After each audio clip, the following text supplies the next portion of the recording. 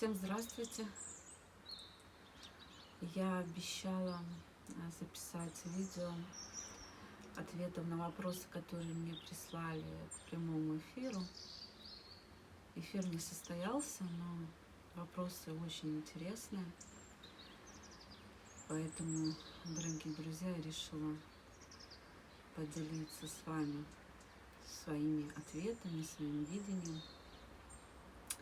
Надеюсь, что это внесет ясность в ваш эксперимент, либо сподвигнет его начать. Итак, вопросы. Первый вопрос.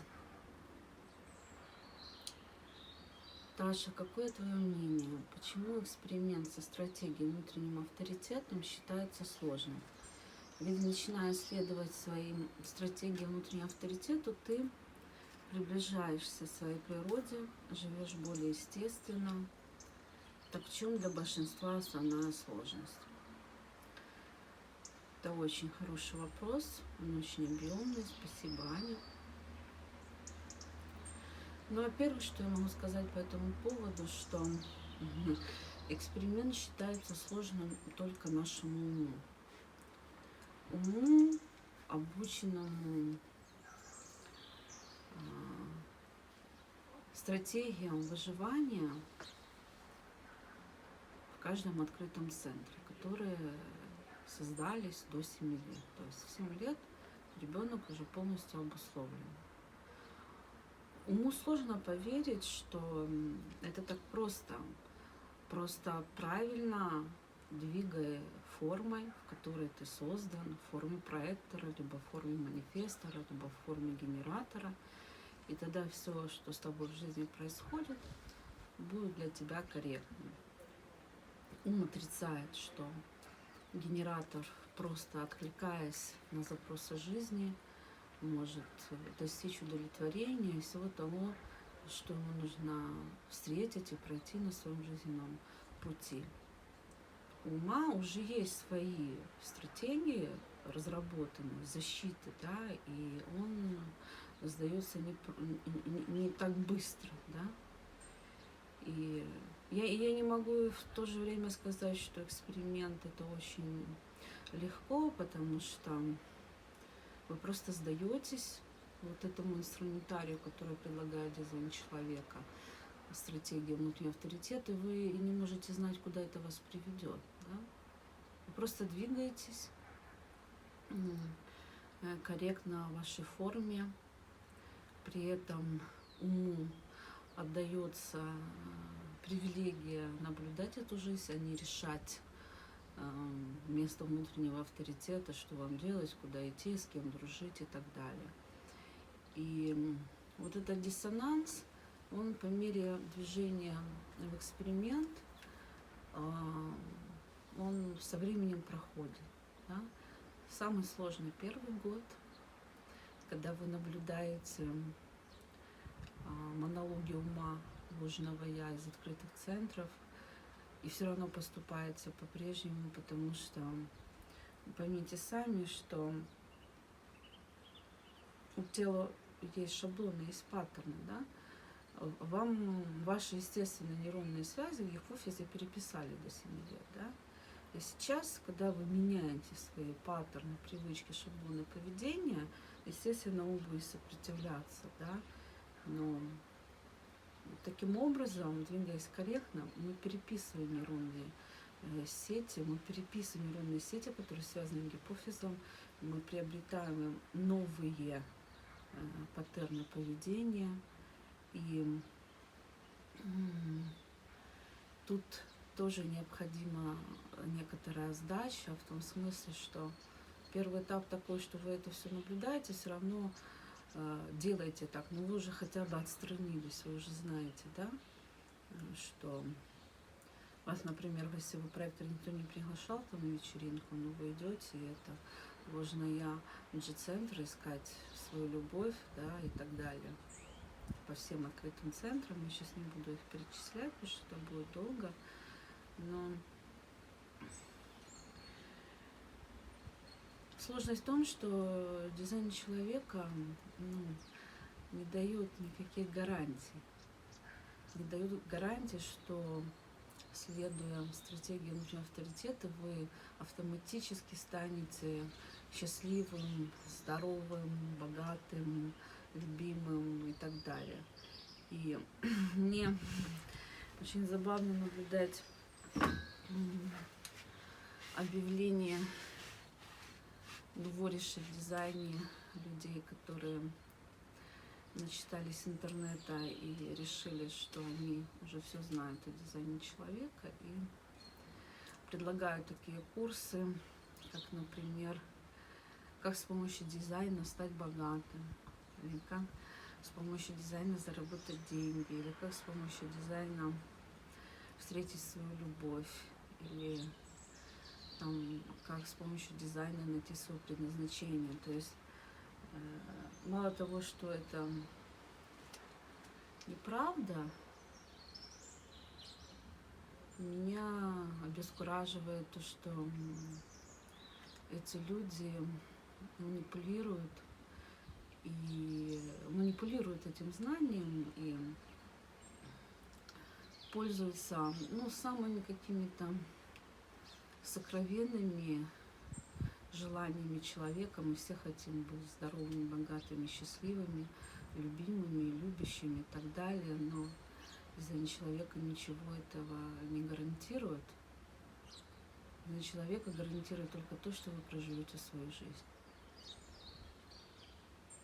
То, что благодаря корректному движению вы станете на свою фрактальную линию, вы попадете в свою фрактальную геометрию, встретите людей, которые предназначены вам, а они встретят вас. И все события, которые будут происходить для того, чтобы вы прожили свой истинный потенциал, свое истинное «Я». Поэтому будьте аккуратны с этими объявлениями, этими сообщениями. Наверняка у этих людей вот этот тех, как с помощью дизайна человека заработать денег у них получается, потому что они танцуют на слабостях человека. И будьте аккуратны, внимательны, вступать в такие проекты или нет, да, потому что посыл заведомо некорректный, неправильный. Дизайн человека, еще раз повторюсь, ничего не обещает, кроме того, что вы проживете жизнь, которая предназначена для вас. А в жизни может быть все. В жизни может быть и разводы, и встречи, и разлуки, и богатство, и банкротство, и все, что вам нужно будет прожить, и никто не знает этот сценарий. Нигде не написано, ни в какой книге, какой будет ваша жизнь.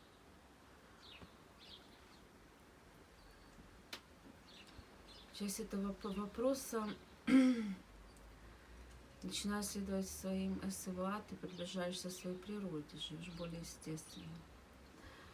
Да, мы стараемся с помощью внутреннего авторитета сонастраиваться со своим телом, бесконечно сонастраиваться со своим телом. И я могу поделиться только своими результатами, своим экспериментом, что когда я узнала о дизайне человека, когда я увидела первый раз свою карту, когда я прошла свой первый курс клеточной трансформации Living, проживая свой дизайн, у меня наступило внутри такое большое облегчение. Мне, естественно, стало легче. Вот для моего тела, узнав, что я ментальный проектор, 4.6 дружественная ролевая модель на правоугольном кресте объяснения, мне стало жить легче. Да я узнала, что с моим открытым G мне не нужно бегать, искать свою любовь.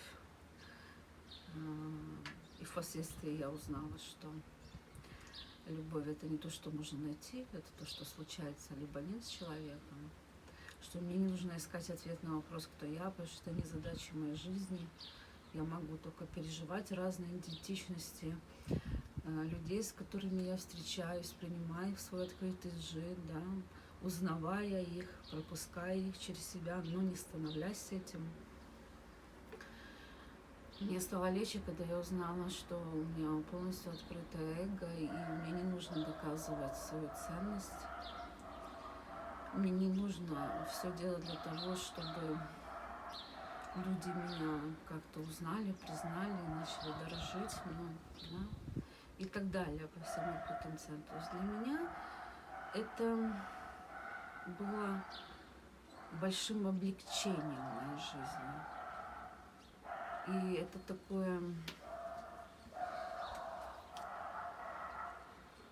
глубинное спокойствие, да, то есть если раньше, как все ментальные проекторы проживают эмоционального манифестора, была жизнь, я бежала впереди жизни, инициировала, манифестировала, потому что меня так воспитали, я выросла в семье 3 генераторов, что надо добиваться, что все зависит от тебя, чем больше ты будешь прикладывать усилий, чем больше ты будешь инициировать, чем больше ты будешь манифестировать, чем больше ты будешь стараться, то тем, ну, как бы твоя жизнь будет такая, как ты хочешь с точки зрения ума, в которого уже нейронные связи до 7 лет были переписаны, да, моими родителями,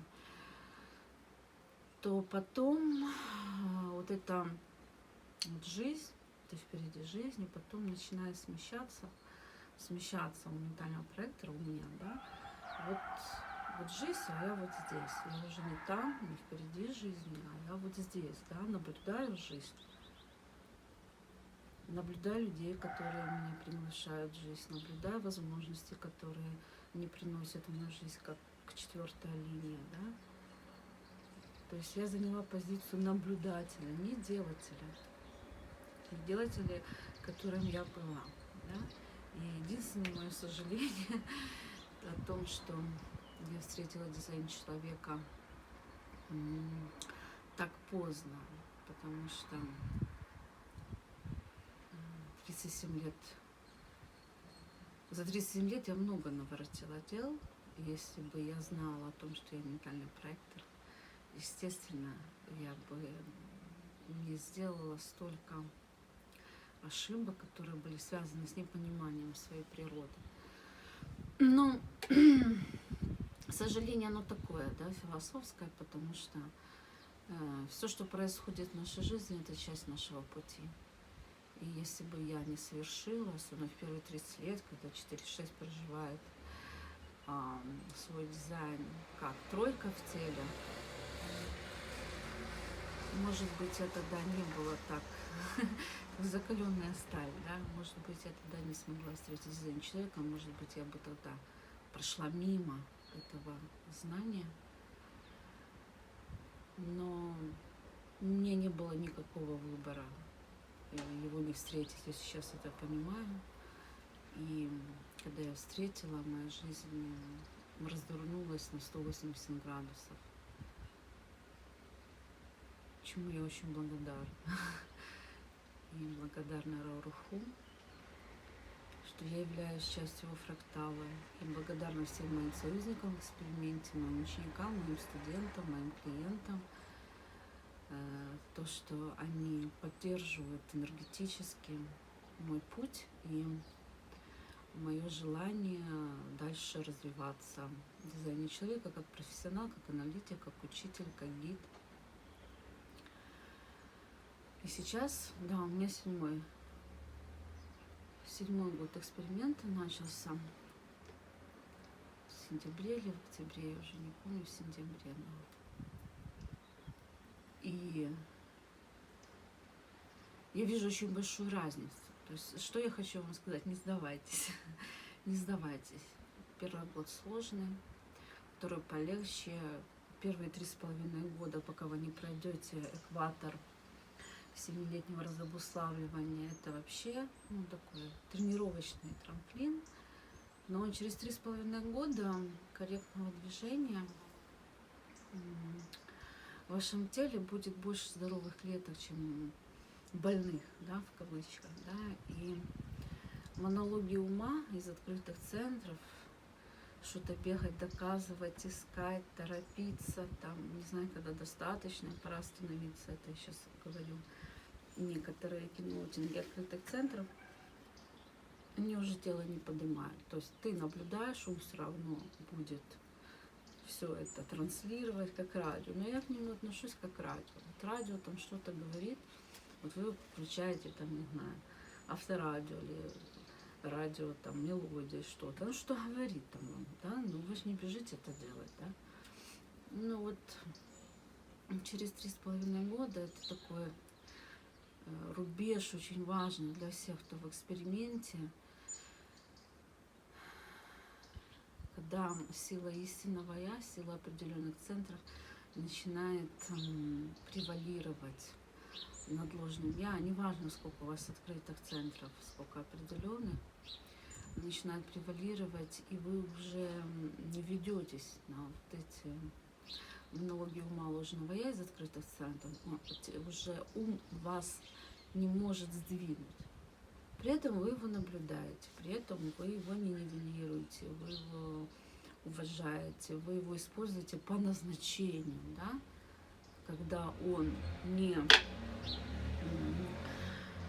идентифицируясь с этими монологами, а просто вы пропускаете через открытые центры энергию, которая приходит от других людей для проекторов, генераторов, или энергия, которая приходит от транзитов для манифесторов. Вы просто приобретаете мудрость, да? Вы научаетесь, да? Вы научаетесь через других людей, как можно, например, имея полностью открытое эго, как у меня вести дела, да? То есть кому можно доверять в моем случае, да? Кому можно доверить вести мои дела, а кому нет, и так далее. Это очень большой вопрос, и я на него могу говорить бесконечно. Я надеюсь, Анечка, что я ответила. Ну вот вкратце вот так. Так, второй вопрос. Как ты думаешь, может ли собственный эксперимент усиливать того, кто находится в твоем окружении, но не живет по стратегии внутреннего авторитета? Меняется ли частота окружающих, когда сам становишься более корректным?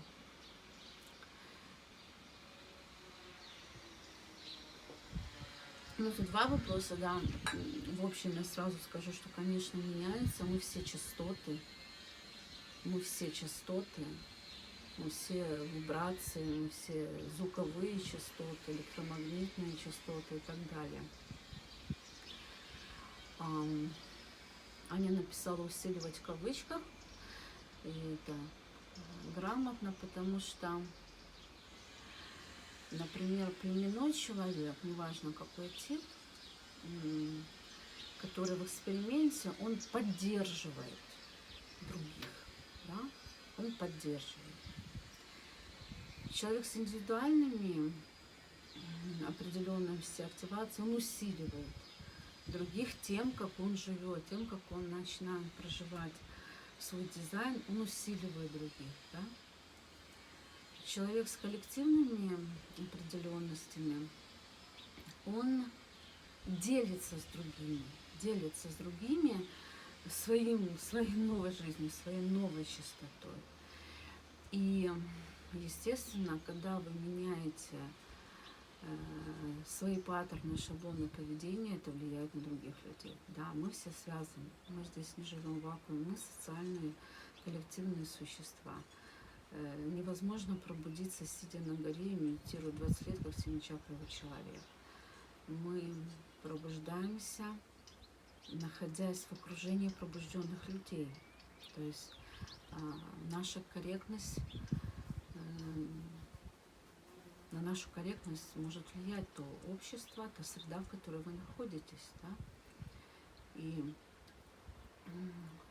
естественно, когда вы начинаете проживать свой дизайн, и ваша частота меняется с того, что вы транслируете постоянно ментальное искажение ложного я на корректное проживание определенностей ваших, то это чувствуется.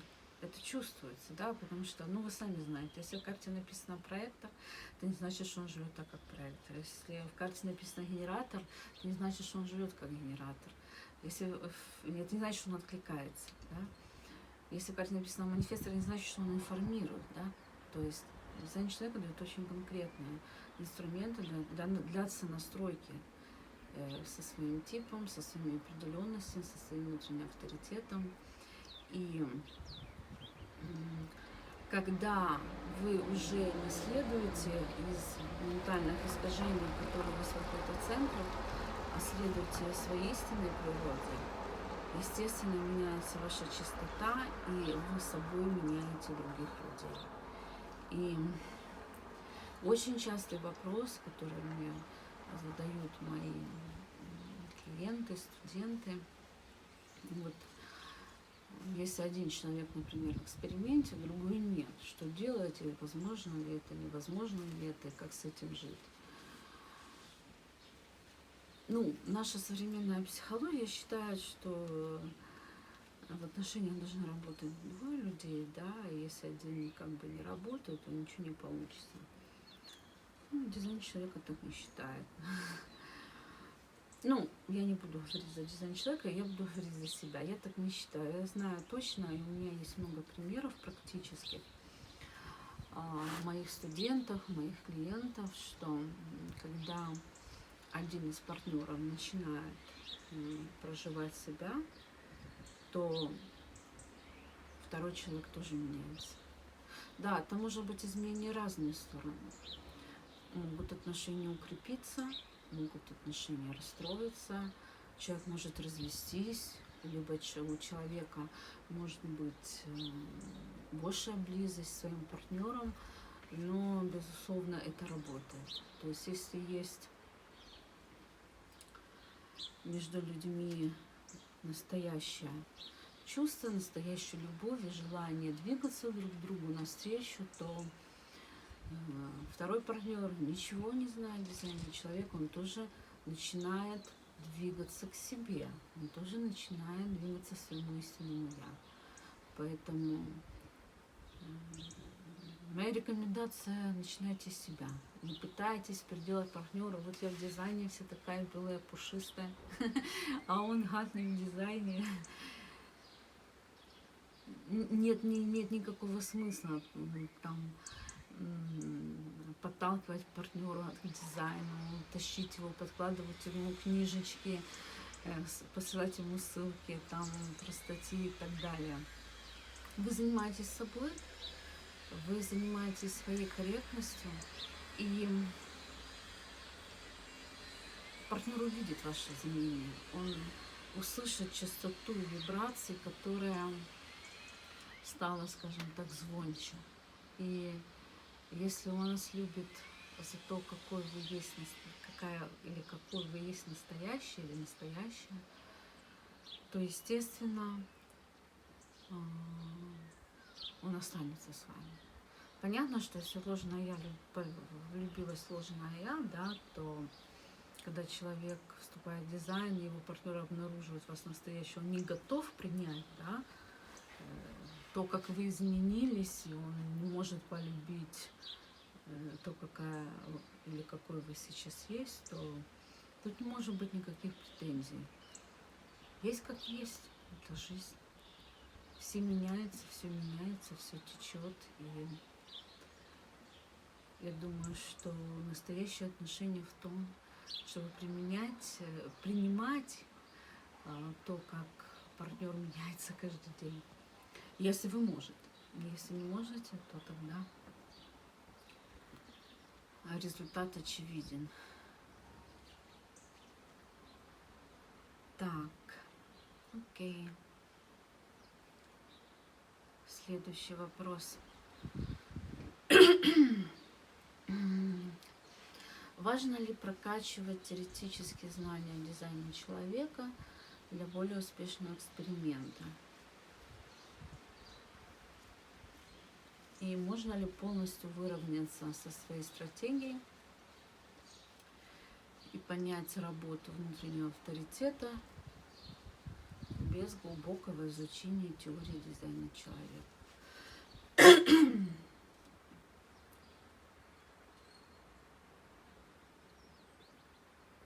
В общем, если в общем подойти, в первом приближении к этому вопросу, то учителя, и Рау Руху в частности, говорил, что для генераторов изучение там крючочков, значочков, там экзальтации, падений не обязательно, потому что узнав, что такое отклик, и откликаясь на запросы жизни, вашей энергии, либо отвечая на вопрос человека, генераторы могут настроиться со своей жизненной силой, со своим сакралом, и им как бы не обязательно там погружаться глубоко. Ну, мой опыт говорит о том, что, ну да, многие генераторы становятся учителями, например, дизайна человека, аналитиками. Для этого нужно изучать глубоко дизайн, если у них есть отклик, да, изучать это знание и быть для других в этом смысле внешним авторитетом. Но мой опыт говорит все же о том, что, например, какие-то нюансы, когда генератор узнает, например, у меня на винге, такие нюансы, что его сакрал соединен с селезенкой, с селезеночной осознанностью, и по механике дизайна человека его отклик связан с тем, что для него здорово, его отклик говорит о том, что для него это не опасно и так далее, очень помогает ему выровняться в своем движении, потому что, несмотря на то, что он брал уже базовое чтение и много читал литературы в дизайне человека, он об этом не знал, да. То есть есть селезеночные генераторы, есть генераторы давления, когда отклик связан с корневым центром, и в зависимости от канала форматного, который дает адреналиновое топливо в отклик сакрала, там тоже есть нюансы, да, которые рассматриваются на базовом чтении. Ну, то есть, или генератор, которого сакрал связан с эмоциональным центром, и его авторитет уже не сакрал, а солнечное сплетение, и его сакрал, да, связан с эмоциональной волной, то эти нюансы облегчают, да, какое-то принятие себя, принятие, в первую очередь принятие, ну, скажем так, это следствие понимания, да, своей риф-карты, своего бодиграфа.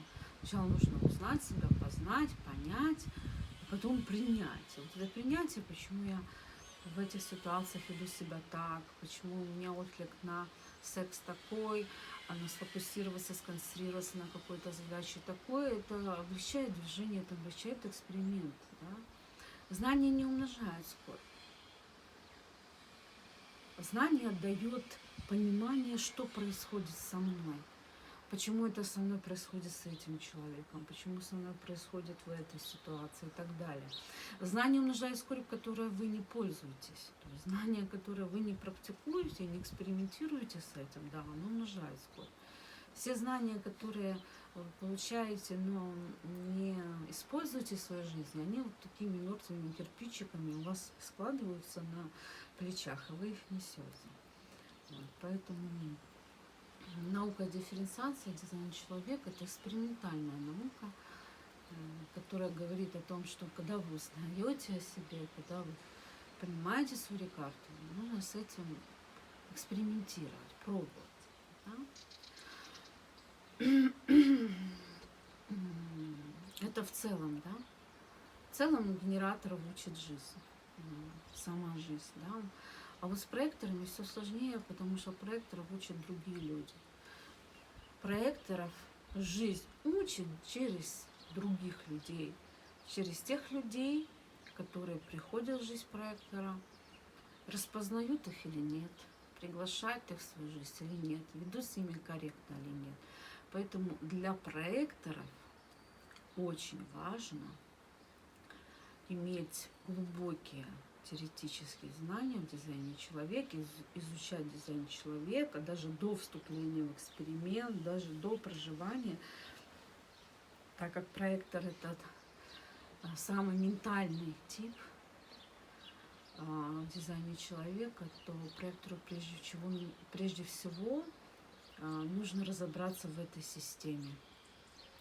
Нужно понять, что это такое, да, и стратегии, и внутренний авторитет, и знание, понимание стратегии внутреннего авторитета для проекторов недостаточно, потому что проекторы не энергетический тип, и стратегия не работает для них каждый день. Приглашения не поступают проекторам каждый день. Эти приглашения глобальные в больших сферах жизни приходят к проектору 1, 2, максимум 3 раза в жизни. Это случается очень редко, либо не случается вообще, если проектор так и не попал в свой фрактал. Поэтому для проекторов очень важно глубоко изучать не только основы, базу дизайна человека, углубляться в репсихологию, углубляться в первичную систему здоровья, углубляться в целом в программу дифференциации. Мотивация для проекторов – это мотивация, это термин из репсихологии, это дополнительная фундамент, чтобы научиться разбираться в других людях, научиться разбираться в поведенческих каких-то ситуациях. И понятно, что это не будет работать сразу, что для этого нужно время, что проекторам нужно 7 лет, как и всем, да. Некоторым проекторам нужно 14 лет и так далее. Но теоретическая база, изучение системы, изучение глубины дизайна человека проекторам рекомендовано. И это не только я говорю, об этом говорят все мои учителя и Руху, что проекторам, как раз говорят, позволено. Даже еще если они в эксперименте глубоко погружаться в дизайн, потому что проекторам нужна некоторое интеллектуальное пробуждение, да, понять через ум эту систему. Да, не только чтобы, как генератор, да, он хочет выходить из дома или не хочет. Он знает. Генератор знает, он хочет сейчас идти на эту встречу, разговаривать с новым человеком, или не хочет, да? А проектора, он не знает. Может, ему и не приглашали на эту встречу, но ему нужно пойти, не знаю, к юристу, ему нужно пойти к стоматологу, ему нужно пойти в налоговую, да, его туда не приглашают, но есть бытовая повседневная жизнь, и с ней нужно справляться, нужно знать, как с ней справляться, нужно уметь с ней справляться. Поэтому я рекомендую проекторам не терять время. Надеюсь на какое-то мистическое пробуждение. Утром встала, я проектор. Так не будет. Я предлагаю проекторам всем учиться, да. У меня много форматов, как можно со мной взаимодействовать и учиться. И даже если вы прочитали весь интернет по поводу дизайна человека, мне очень часто пишут проекторы, я все прочитала, что есть в интернете. Я все о себе знаю. Мне надо только что-то там. Всем по-разному надо что-то. Если вы не прошли базовое чтение Living хотя бы, а лучше ВБЦ или в картографию, то вы просто теряете время в своей жизни.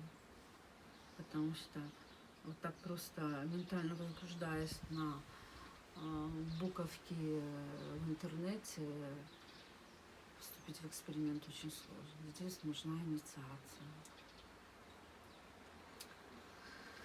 Так, окей. Следующий вопрос.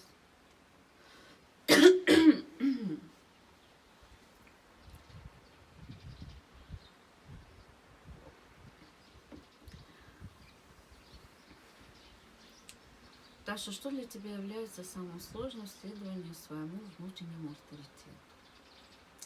Спасибо за вопрос.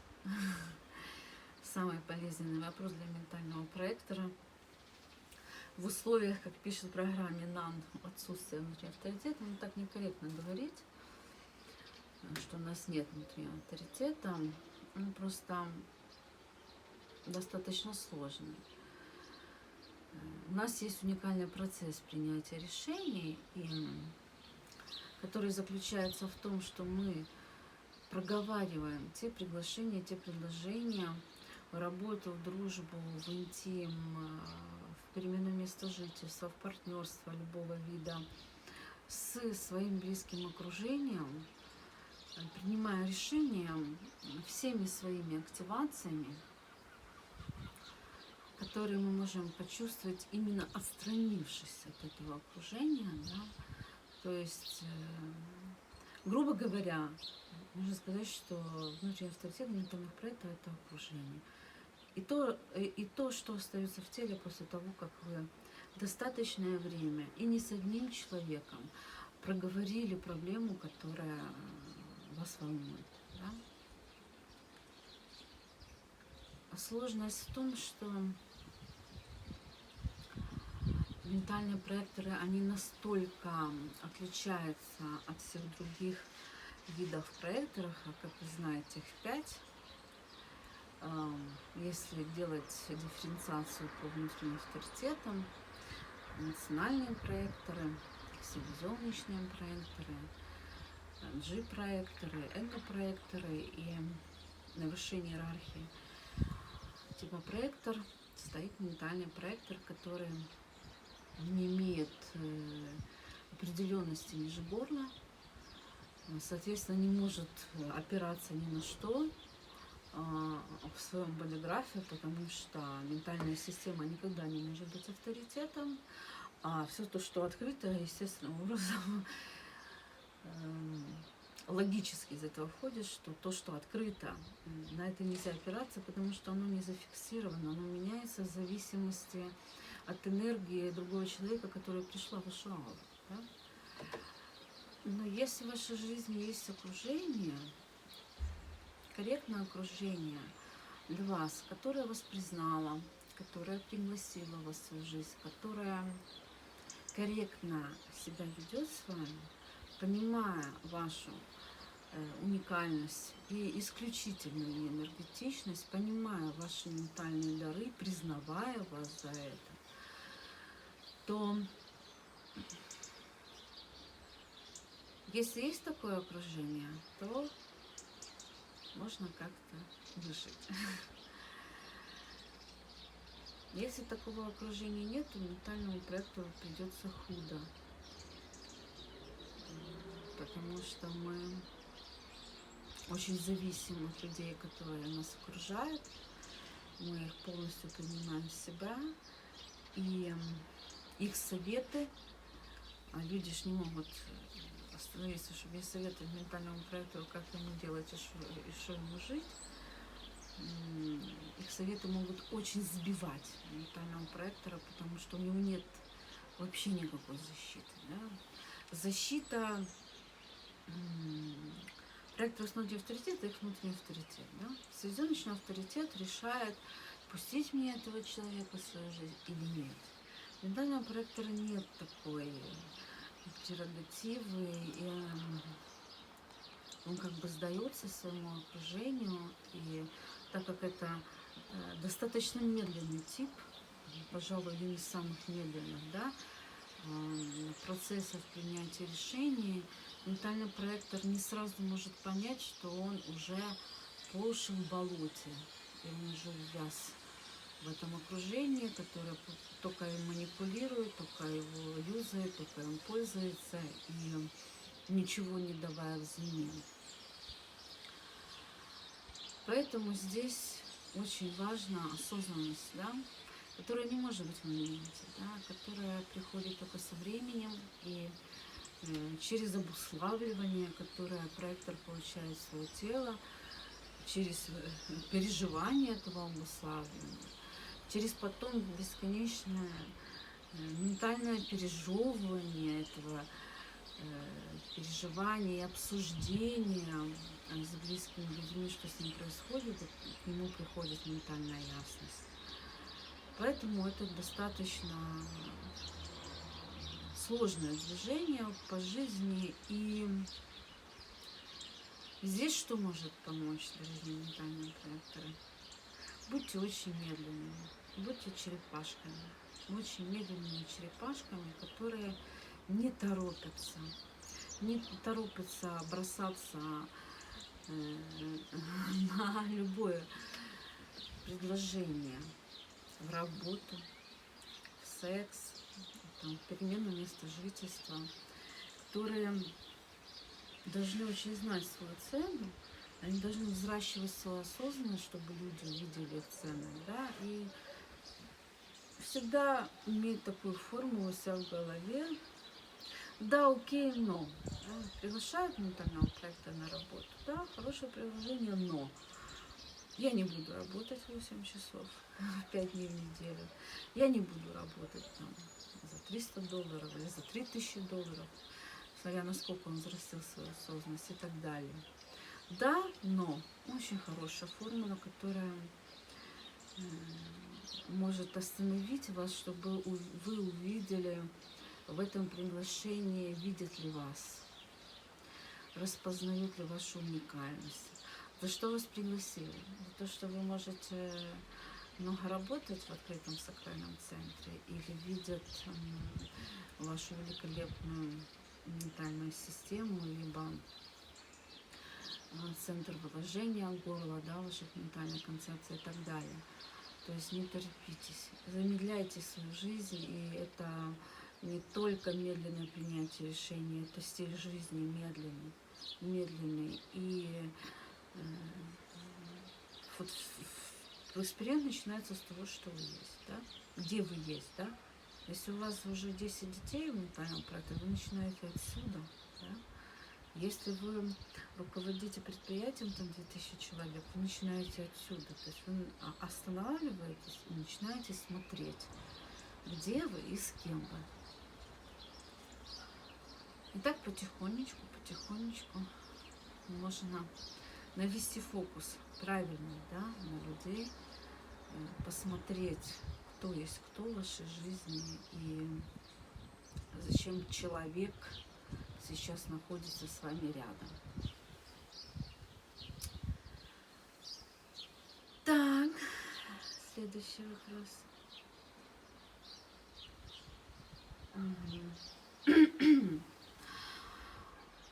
Почему генератору важно встретить своего проектора, ведь отвлекаться они могут и на запросы от жизни, а не только от другого человека?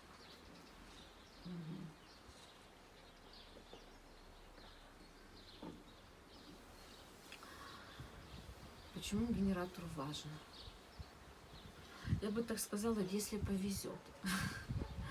Если генератору повезет, если генератор утвержден в своей силе, в своей энергии, если у него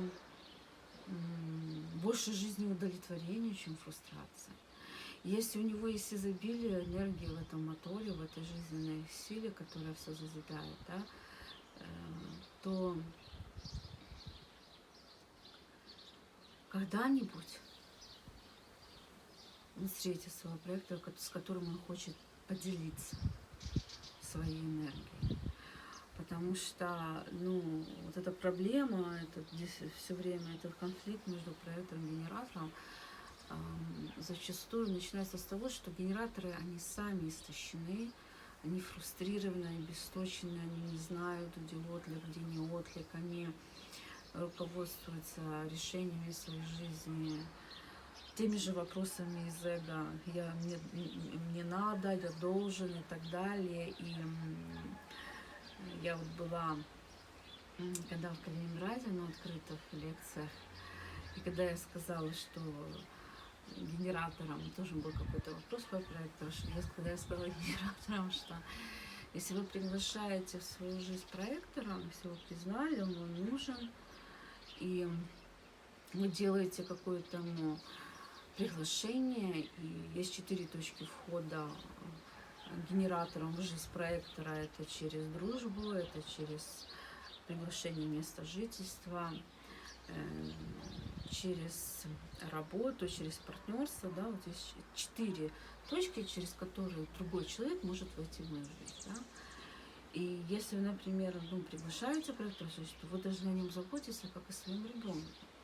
То есть вы не можете, например, если вы пригласили проектора приехать в свой город, да, там, потому что вы хотите, чтобы ваше общение было аурическое, не только онлайн, вы хотите, чтобы он был рядом, вы хотите иметь с ним постоянный контакт, вы хотите, чтобы он вам давал обратную связь, да, там каждый день или там раз в неделю, неважно, да, то вы не можете, да, так просто там приезжай, проектор приехал, и что дальше, да, то есть вы должны о нем заботиться, вы должны ему помогать энергетически, материально и так далее. Вы не можете, как бы бросить, это как ребенок. Если вы приглашаете проектор в свою жизнь, это как у вас появляется еще один ребенок в семье, да. И, к сожалению, реакция генераторов была такая, что они были очень сильно возмущены моей сентенции. Все сопровождалось хихи-ха-ха, смешканием и таким пренебрежительным недоумением, а что это я, а что это должен? Но мой опыт учителя, гида, аналитика дизайна человека, как бы я этим не кичусь, это просто мой опыт, да, то есть я сделала больше 1000 чтений и провела один из ливингов, у меня вот будет 12 марта.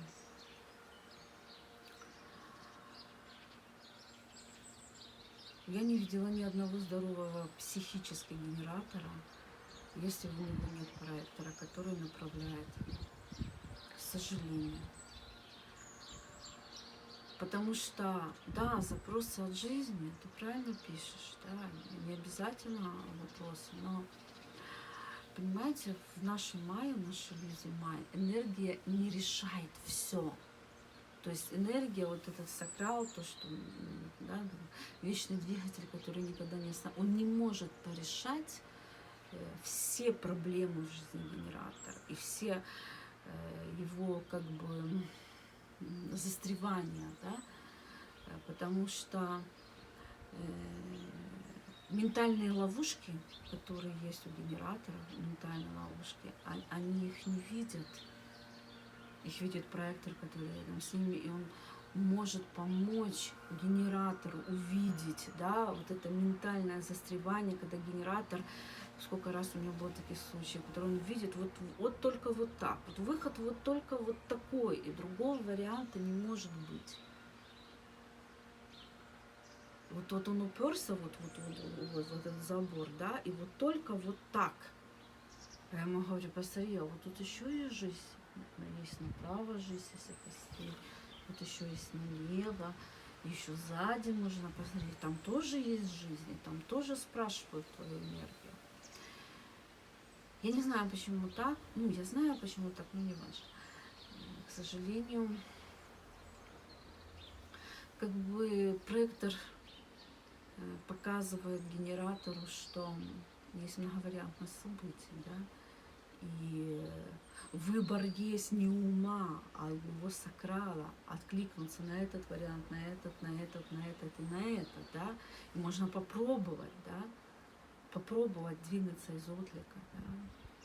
Плюс застревание, которое происходит с генераторов, генераторы воспринимают это как конец жизни, конец отлика, конец сакрала, все такое. Тоже проектор как гид, как проводник, как советчик, он может показать, да, что это не конец, это просто пауза в твоей жизни, которую нужно использовать на благо себе и своему сакралу. Проектор знает. Я говорю сейчас о пробужденных проекторах, а не о проекторах, которые в картах написано, что это проектор. И проектор как единственный тип осознанности на планете Земля, он создан для генератора. Это форма, которая создана 230 лет назад. Проекторов никогда не было до вот этой мутации, до перехода с 7 чакрах на 9-центровых людей. Нас создали для генератора. Наверное, не просто так. Не просто так не дали нам сакрал, не дали нам способность манифестировать, как у манифеста. То, что мы занимались другими людьми. Да? И проектор может помочь генератору ответить на вопрос трансцендентного генератора «Кто я?», да? Через корректный вопрос. Через вопросы, которые он считывает же центра генератора. Потому что единственный тип, который фокусируясь, да, разрывая ауру и фокусирует же центр, считывая серую материю, там, где находится же центр, считывает его направление, которое ведет генератора к любви, и через которое генератор понимает самого себя и свою идентичность. Только проектор может задать такой вопрос. Да? Только проектор может задать вопрос, который часто генератор говорит: Таша, откуда ты это знаешь? Да я сама не знаю, откуда это знаю. Он мне что-то рассказывает там про работу. А я спрашиваю: где ты был, когда умерла твоя бабушка?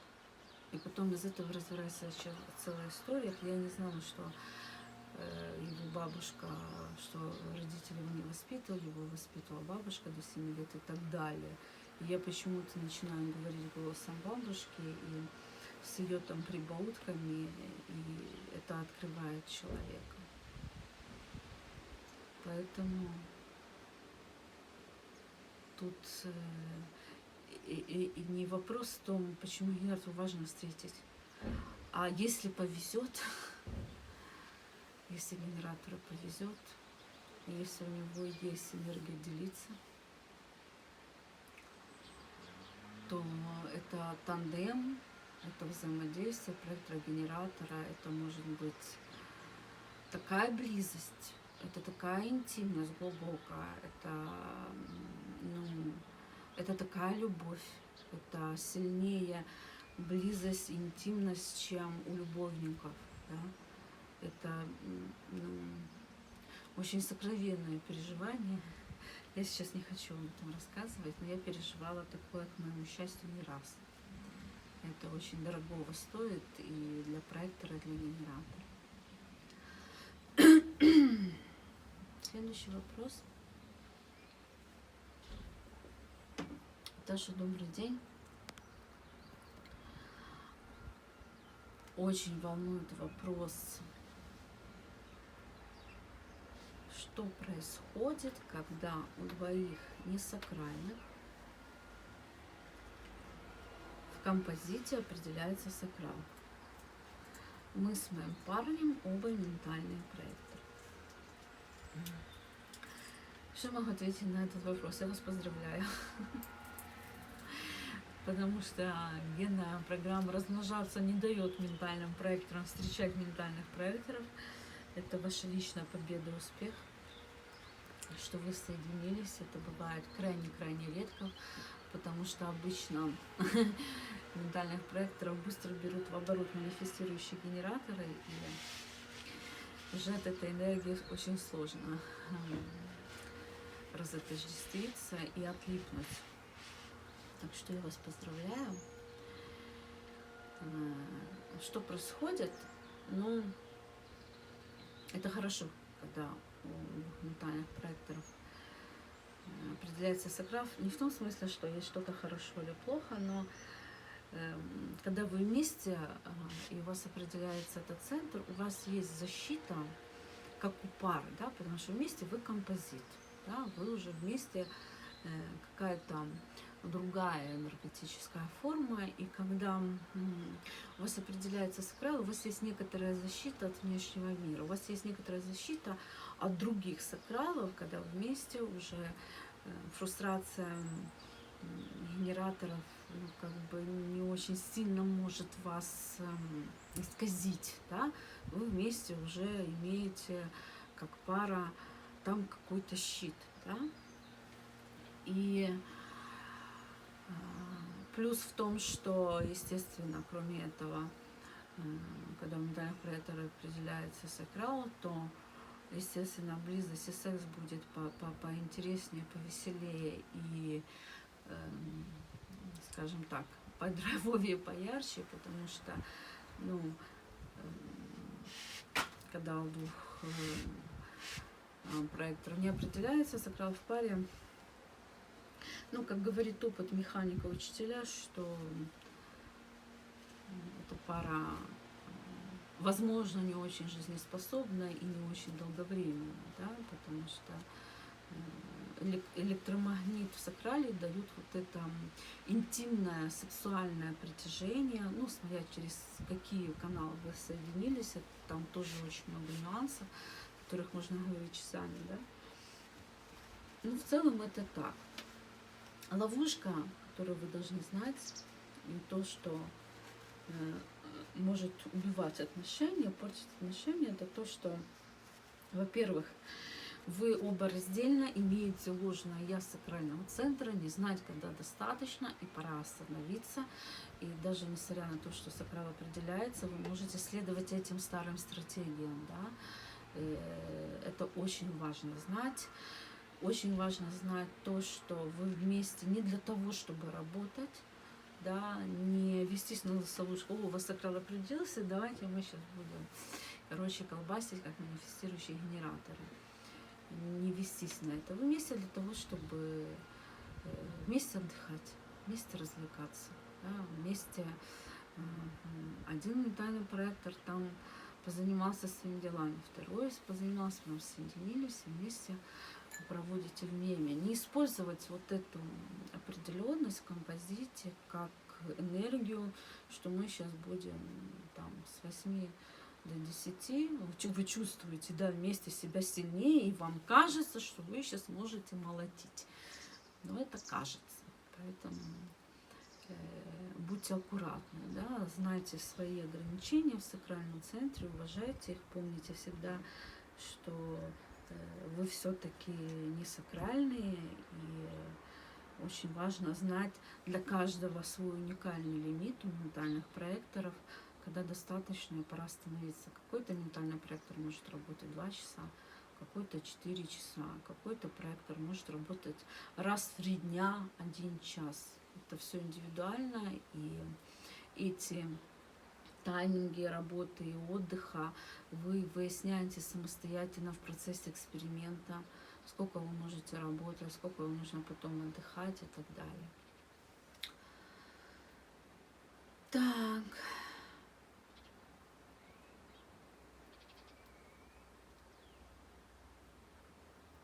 Еще есть очень один интересный вопрос, последний, но он очень длинный, долго мне надо говорить его, поэтому с вашего разрешения я на сегодня закончу, я уже очень устала.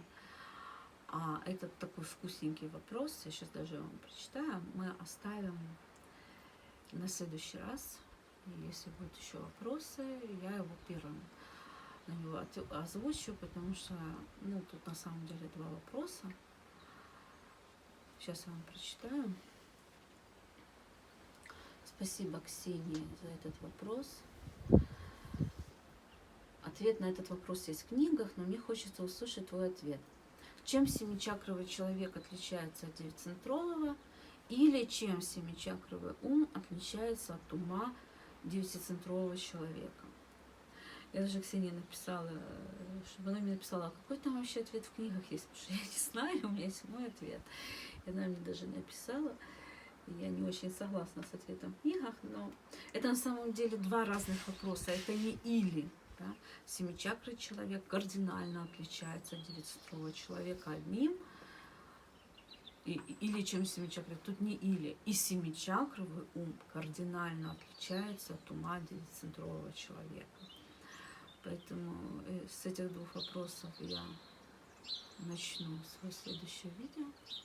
Всем спасибо, кто прислали вопросы. Мне было безумно интересно наблюдать, чем ваши умы заняты. Всем спасибо, кто дослушал. Обнимаю. Целую, ваша Таша. Берегите себя. Помните, что вы уникальны, выбора нет. И любите себя. Пока.